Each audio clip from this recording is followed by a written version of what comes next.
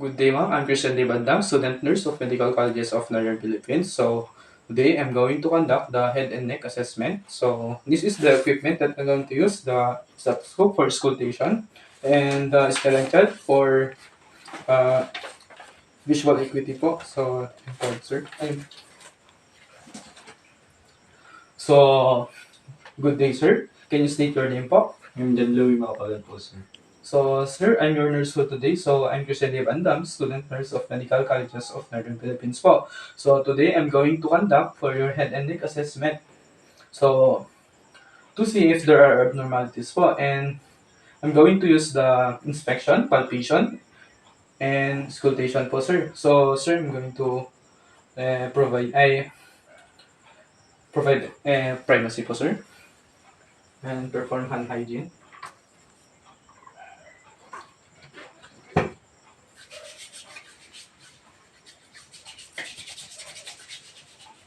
So, sir, maaari niyo po bang isuot itong examination gown po, sir? So, sir, tawagan niyo lang po pagtapos na po kayo, sir. Yes, sir. So, sir, maaari pong pumasok, sir. Yes po, sir. So, sir, I'm going to inspect na po sa inyong head. So, including your facial color, symmetry, and also po sa inyong, if may lesions po, and also sa if your hair is even, and distribution of your head po. Sir, yun po.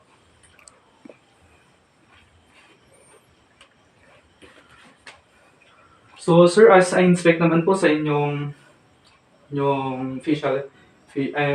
sa inyong facial skin po is unblemished naman po siya at uniform color naman po. And consistent naman po yung kulay niya, hindi naman po maitim sa batok niyo po, tapos sa mukha po, sir. Tapos sa shape naman po ng mukha niyo, sir, is symmetry naman po siya. Tapos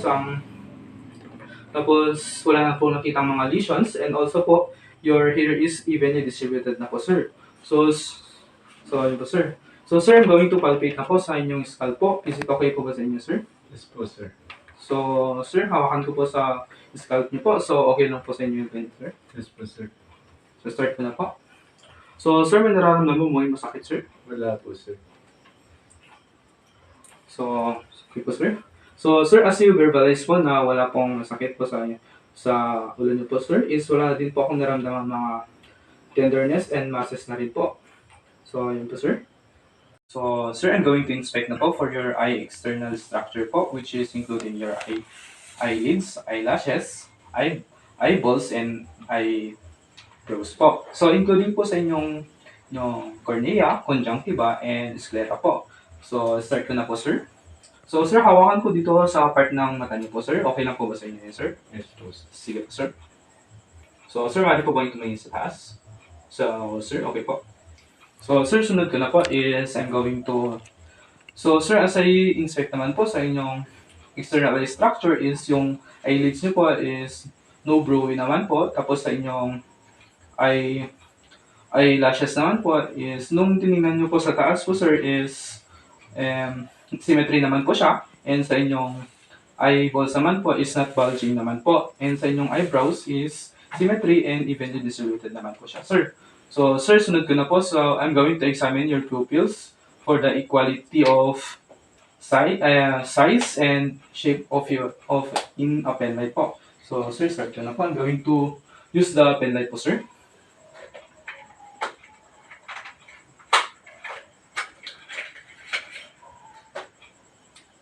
Diba?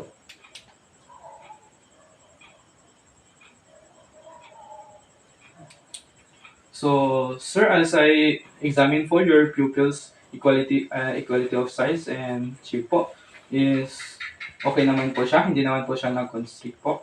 So, it's indicating na normal findings po. So, sir, sunod ko na po is I'm going to test your pupillary accommodation and convergent po, sir. So, sir, focus lang po kayo dito sa pen light po, sir.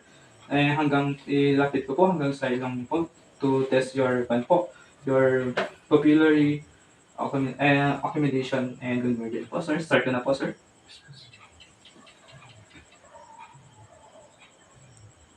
So, sir, as I naman po, test in your pupillary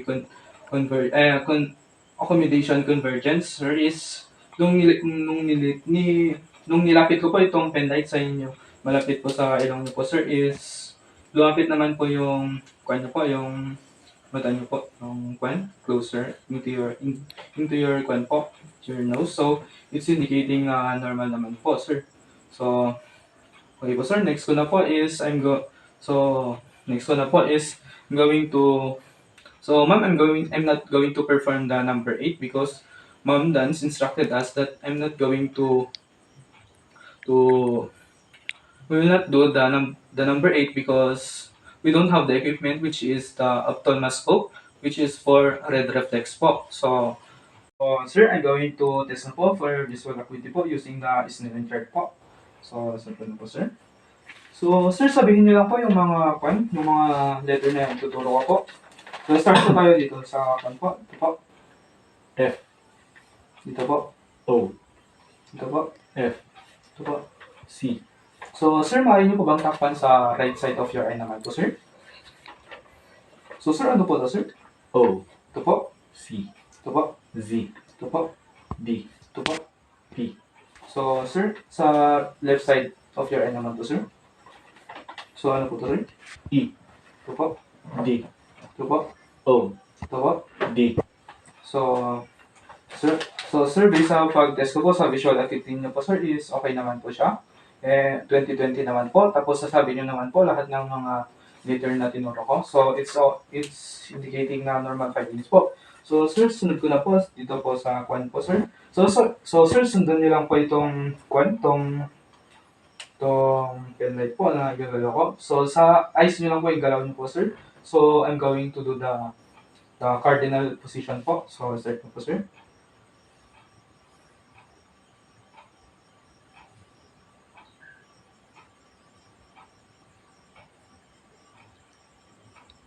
So, sir, okay naman po yung kanya po. Nasundan nyo naman po lahat ng paggalaw ko ng nasundan nyo naman po sa pag pinanggalaw ko ng penlight po. So, next na. So, I'm going to proceed na po sa kanya. Sir, I'm going to inspect na po sa inyong external ear bilateral for size and shape po. So, I'm going to inspect na po.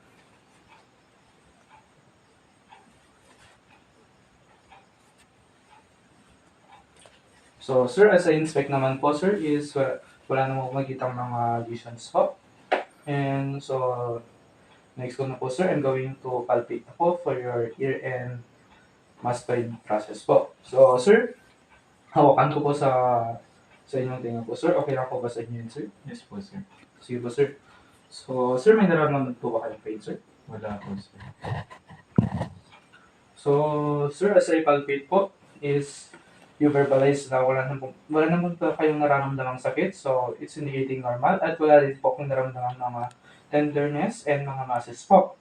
So, sir, so normal findings po. So, sir, next ko na po is I'm going to perform the endoscopic examination po.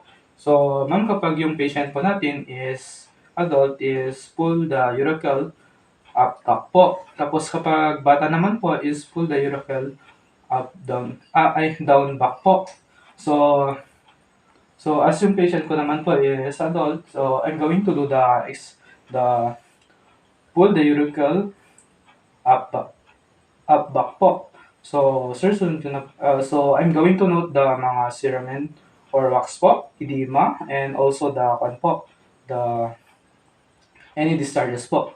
So next naman po, sir, I'm going to examine na po.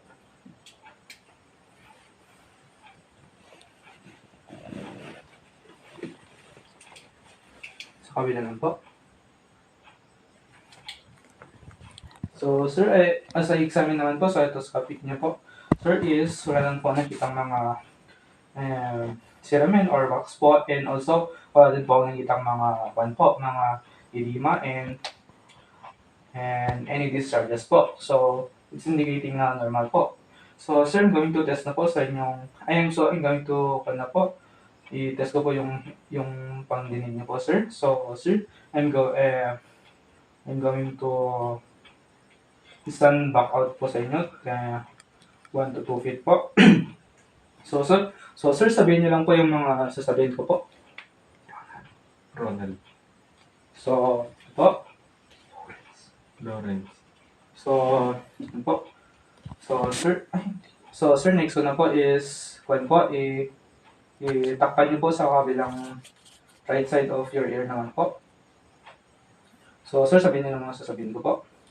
So, Lawrence. sa kabila naman po. Bebet. So, sir, nasabi niyo naman po lahat ng mga sinabi ko po. So, it's indicating na normal naman po. So wala pong abnormalities po sa paninig po, sir. So next na po, sir, I'm going to proceed to number 14. So, our CI instructed us that we will not do the number 14. So, I'm going to rationale na lang po. So, use a tuning fork to perform Weber's test and Rayleigh's test po. If the patient reports diminished hearing in either ear. So, sir, I'm going to palpate na po and lightly percuss po sa inyong frontal and maxillary sinuses niyo po, sir. So, sir, hawakan ko po dito na part ng pan niyo po, ng katawan niyo po, sir. Okay lang po ba sa inyo, sir? Sige po, sir. So, sige na po, sir. So, sir, may nararamdaman po yung pain po. Wala po, sir. So, sir, as I palpate po and percuss po sa inyong frontal and maxillary sinuses niyo po, sir, is as you verbalize po na wala naman po. So, it's indicating na so normal po, wala po siyang tenderness and mga nakapang mga muscles po. So, good po. Good for you po, sir. So, next po, sir, I'm going to occlude po for one nostril. So, sir, ilagay niyo lang po yung kamay niyo po dito, sir. Tapos, mag-breathe in, breathe out po kayo, sir. So, sir, may nahihirapan po kayong huminga? Hindi naman po, sir. So, sa kabila naman po. So, sir, I'm going to inspect na po for your internal nostril and using the otoscope with nasal spectrum attachment po. So, sir, I'm going to,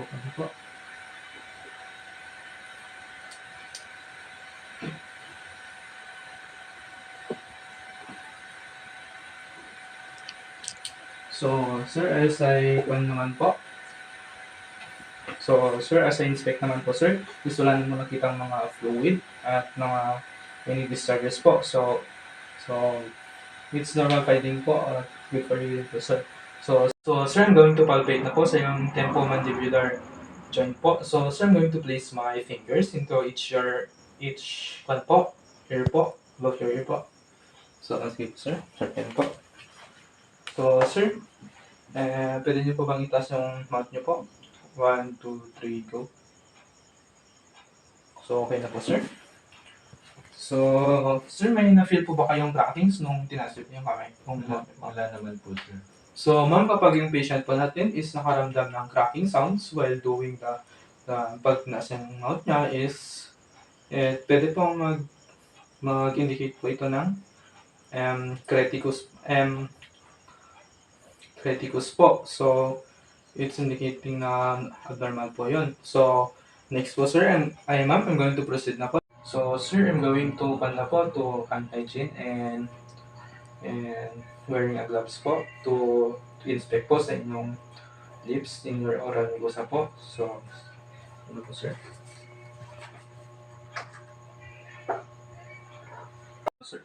So, sir, I'm going to inspect na po for your oral mucosa po and for your heart and soft na platelets po in your gingiva, teeth, and salivary po using this one po, this tongue depressor po and pen light po.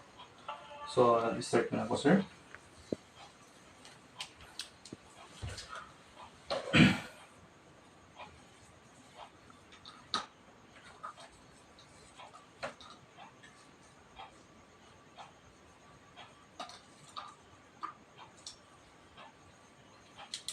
So, sir, as I inspect naman po sa inyong sa inyong tongue po, sir, is pinkish naman po siya. And tapos sa lips niya naman po, ay pinkish na rin po. Tapos sa inyong gums po is yellowish naman po. So, it's normal. And wala din po kang kitang mga masses, tenderness, and any discharges po. So, sir, sunod ko na po is I'm going to inspect your tongue po. So, sir, pwede niyo po lumabas yung dila niyo po, sir. So, sir, as I inspect naman po sa tongue niyo, sir, is wala na nakitang mga crackings or mga cracks. So, pati yung pong sir, wala din po akong nakitang mga lesions, mga swelling po, any charges, and mga tenderness and masses po. Sir, so, ma'am, kapag may nakitang mga crack sa tongues is pwedeng yung patient po natin is dehydrated. Ay, hindi po siya hydrated. So, kailangan niya po uminom ng madaming tubig. So, ulit po, I'm going to na po ulit. Going to na po yung sa red reflex na po. Inspect po. So, sir, pwede po mag-iwas yung dila niya po, sir. Labas niyo po, sir. So, sir, kapag ginan ko po, iganon niyo din po yung dila niyo po. So, left, right, left, right, left, right, left, right, left, right. So, okay na po, sir. So, sir, sumusunod naman po yung dila niyo po. So, sa pagkuhan po ng tongue depressor. So, it means po, sir, na kuhan, na okay po yung tongue reflex niyo po. So, sir, maaari niyo po bang ilabas yung dila niyo po, sir?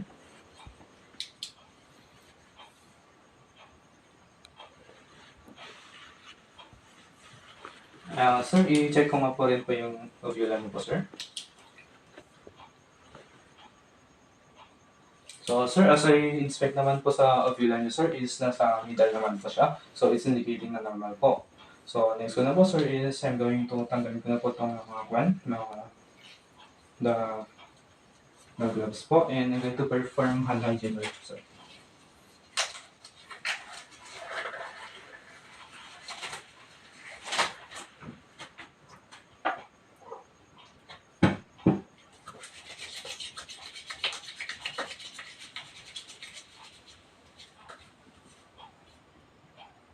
So, sir, I'm going to palpate na po for your forehead to the posterior triangle of your neck for posterior cervical lymph nodes and using so, sir, I'm going to use my finger pad po in a slow circular motion po. So, start na po, sir. So, sir, may nararamdaman po ba kayong pain, sir? Wala naman po. So, okay po, sir.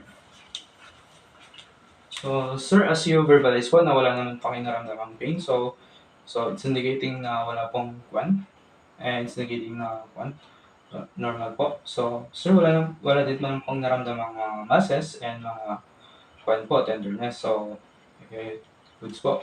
So, sir, I'm going next na. So, sir, I'm going to na po, inspect, palpate, and auscultate na po sa inyong carotid artery po.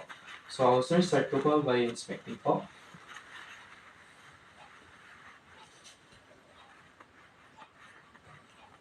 So, sir, as I inspect naman po, sir, is wala po nakitang mga lesions at mga mga masses po. So, it's indicating na normal po. So, sir, I'm going to palpate po one at a time para po hindi po kayo mag-paint or mahimatay po at hindi po mag-stop yung flow ng blood niyo po papunta sa brain niyo po. So, sir, I'm going to start na po.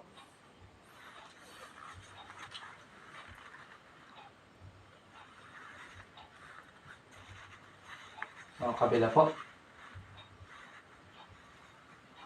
So, sir, as I palpate naman po, sir, is may naramdaman naman po akong pulsation. At hindi naman po ito pagkalakas-lakas, yung normal lang po yung pulse na po. So, sir, next ko na po, sir, is I'm going to palpate you po. I'm going to auscultate na po using the bell of the stethoscope po. So, start na po ako, sir. So, check ko lang po yung stethoscope po.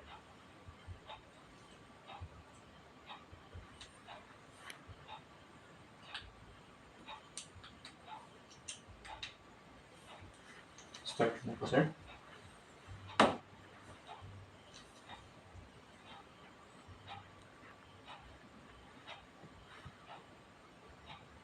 Kabila po.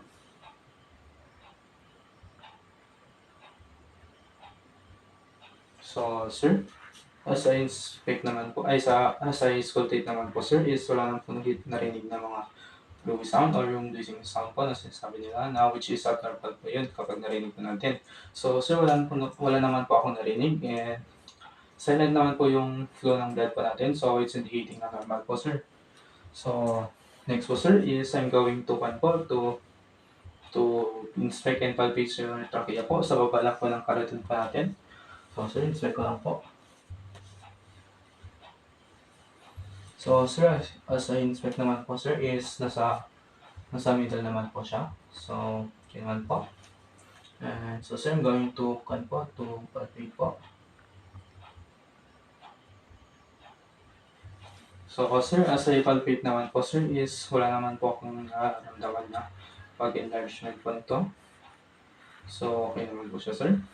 Kaya tulad pong naramdaman mga masses po. So sir, next ko na po is I'm going to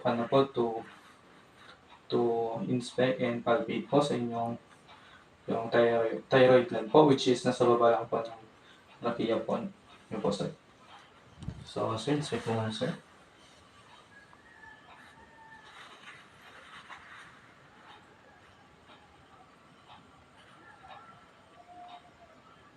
So sir, as I palpate naman po sir is nasa in a good position naman. In a good position naman po siya. Tapos wala na po akong naramdamang mga enlargement. So ma'am, kapag po may enlargement po sa trachea ng patient po natin is i-auscultate po natin to hear sa yung mga abnormalities po. So since wala po akong narinig po ma'am, so hindi ko na po i-auscultate po. So I'm going to proceed the next na po which is the pan. So sir, I'm going to inspect and palpate na po sa intraventricular na po. So sir, okay lang po ba nakawakan po dito sa part niyo po sir? Sige po sir. Sir? So sir, I'm going to palpate po.